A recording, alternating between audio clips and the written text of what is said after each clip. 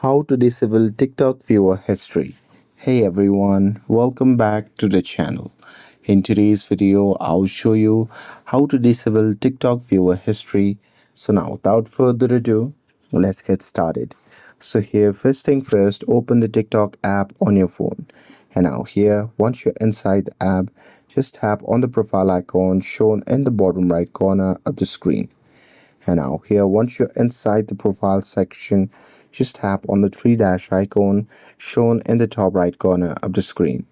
And now here, from the pop-up menu, you can just tap on settings and privacy. Now here, once you're inside the settings section, simply scroll down, and there, if you scroll down there, you'll see the option labeled as viewers. So simply tap on it. And now here in this section, you'll see the option labeled as viewer history. So simply toggle off that option. And that's it.